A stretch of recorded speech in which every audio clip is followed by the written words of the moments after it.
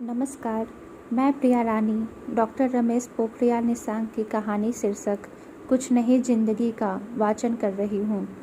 उन्हें देखकर ऐसा लगता था जैसे दूसरों की सेवा करना ही उन्होंने अपने जीवन का लक्ष्य बना लिया हो। वे समाज सेवा पर खोखले भाषण और दिखावा मात्र करने के बजाय यथार्थ के धरातल पर जन सेवा और परोपकार में ज़्यादा विश्वास करते थे। वे कहते थे, व्यक्ति सेवा ही प्रभु सेवा है और इस सेवा से बढ़कर कोई बड़ा धार्मिक अनुष्ठान नहीं हो सकता। यूं तो मदन भैया ने दूसरों की सेवा को ही पूजा मान लिया था, लेकिन उन्हें देखकर अनायास ही लोगों की जिज्ञासा जाग उठती थी। आखिर यह व्यक्ति किस मिट्टी का बना है जिससे सामान्य आदमियों की तरह थकान, ईर्ष्या, लोभ कुछ भी नहीं। कभी कभी तो लगता है यह इस दुनिया में जैसे अकेले है। प्रबोध कैंटीन के एक कोने में लगी कुर्सी में बैठ सुस्ता ही रहा था कि एक नौजवान आ टपका। बहुत विनम्र भाव से नमस्कार कर बोला, आप चाय के साथ क्या लेंगे? बस केवल चाय साहब, और कुछ लीजिए ना। नहीं, और कुछ नहीं। वह थोड़ी देर में चाय लेकर आ गया। चाय का कप वापस ले जाते समय बोला, कैसी लगी चाय? बहुत अच्छी। खाने में क्या लेंगे साहब? क्या क्या बनता है आपकी कैंटीन में? हुक्म कीजिए सरकार, जो मांगो वो बन जाएगा। सादा भोजन जो भी संभव हो, लेकिन जल्दी। रोटी के साथ चावल खीर चलेगी सर? बस एक सब्जी, दाल और रोटी। इतना सुनकर वह तुरंत गया। आधे घंटे में ही खाना लेकर लौट आया। कितने कर्मचारी हैं आपकी कैंटीन में? होंगे 20-25 लोग। क्या आप कैंटीन के कर्मचारी हैं? नहीं सर, मैं कैंटीन का कर्मचारी नहीं हूँ। तो मालिक हैं? वह भी नहीं। तो फिर आप? आज ये कैंटीन का लड़का सोविट अकेला पड़ गया था, इसीलिए उसकी सहायता के लिए आया हूँ। क्या करते हैं आप? प्रबोध ने विस्मय से पूछा। इसी विभाग में छोटी सी नौकरी पर हूँ। इतने में दूसरी ओर से आवाज़ आई, मदन भैया। अभी आता हूँ साहब, कहकर वो उठकर चला गया। प्रबोध उसके बारे में आसपास बैठे लोगों से चर्चा करने लगा। कितना खुश मिजाज इंसान है ये।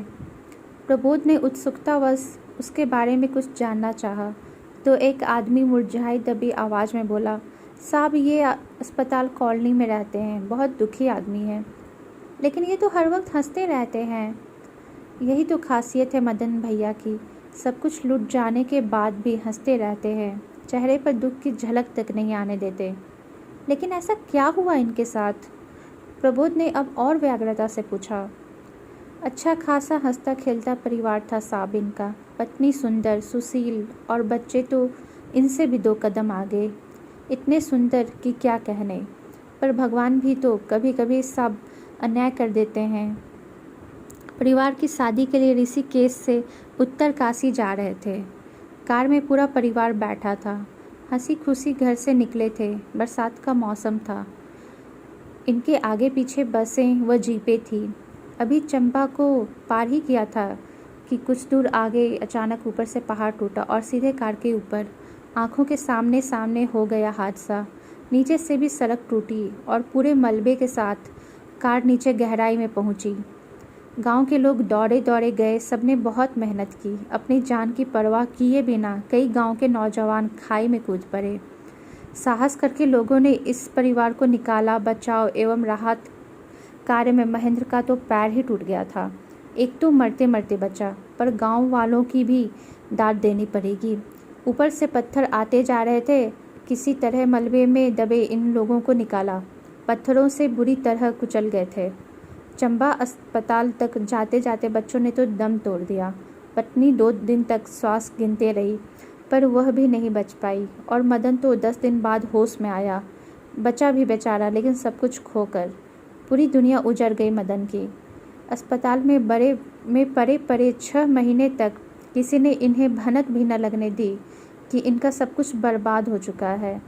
थोड़ा होश आया और ठीक होने लगे तो बच्चों और पत्नी को ढूंढा। लोग झूठ बोलते रहे, ठीक हो जाओ, सब ठीक है। पर परिवार का कोई भी सदस्य दिखाई नहीं दिया। तो उसके समझ में आने लगा कि सब कुछ ठीक नहीं है। उस दिन सुरेश चाचा को जब मदन ने जबरन पूछा, तो चाचा की आंखों से टपकते आंसुओं ने मदन को अनुमान लग गया कि उसके भाग्य में सब कुछ छिन गया है। बस वो दिन है और आज का दिन। मदन भैया की पूरी दुनिया बदल गई। इस अस्पताल को ही उसने अपना घर, अपना मंदिर और अपनी दुनिया बना दिया है। अस्पताल में दुनिया का कहीं का भी कोई आदमी पहुंचता है, मदन उसकी सेवा में पहले तत्पर दिखता है। गरीबों की सेवा और अनाथ बच्चों के भरण पोषण तथा उनकी पढ़ाई लिखाई में उसने अपने को 24 घंटे लगा दिया है। अस्पताल में गरीबों के तो ये मसीहा हो गए। कुछ भी करेंगे, कहीं भी जाएंगे, लेकिन पूरी मदद करेंगे। चाहे किसी का खून की बोतल की ज़रूरत हो या बड़े ऑपरेशन के लिए पैसों की मदद, हर जगह मदन ही मदन दिखाई देता है। अपनी ज़मीन जायदाद बेचकर एक मंदिर, एक धर्मशाला बनाई है। अपनी तनख्वाह के अलावा अन्य से भी वह लोगों की मदद करवाता है। हर वक्त हंसते रहना, वह काम में मस्त रहता है। अस्पताल के सारे डॉक्टर और जिले के बड़े बड़े अधिकारी भी बहुत इज्जत करते हैं मदन भैया की। करे भी क्यों नहीं, क्या है उसका, अपना सब कुछ तो स्वाहा कर दिया उसने। कहते कहते उनकी आंखों से आंसू उमड़ आए। साहब, कुछ नहीं है ज़िंदगी, 4 दिन की चांदनी फिर अंधेरी रात।